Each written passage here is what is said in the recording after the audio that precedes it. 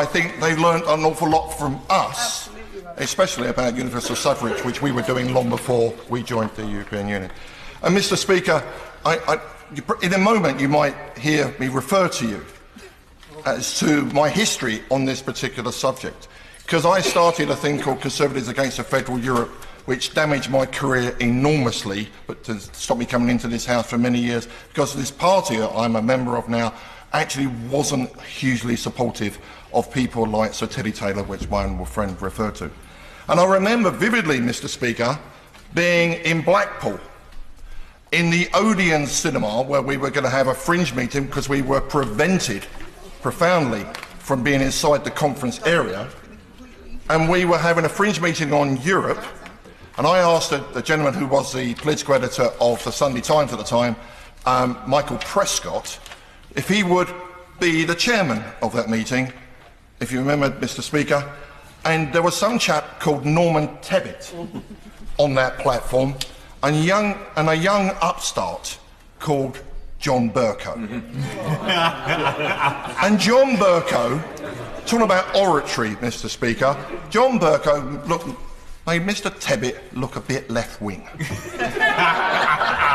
I think I'm absolutely right about that. And following that excellent fringe meeting, which was packed to the gunnels, mostly by government whips trying to find out what we were up to, I got a phone call from the then said John Bercow, could you make sure I'm on your fringe next year?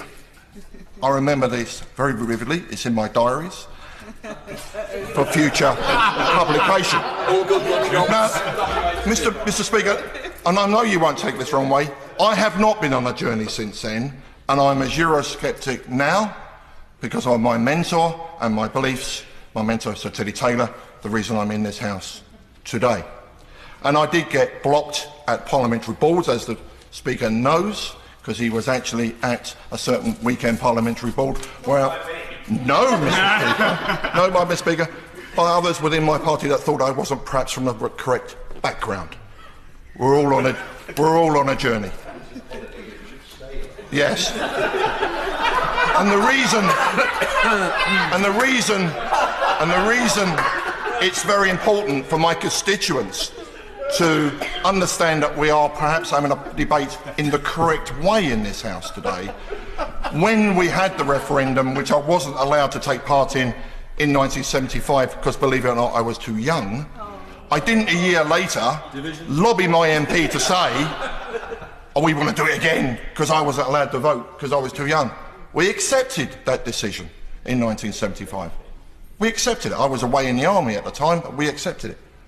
And the reason I was so proud of this country in the referendum that took place is because the British public stuck two fingers up to the political elite and said, no, this is what we want to do, because you haven't got the guts to make that decision in the House of Commons yourself.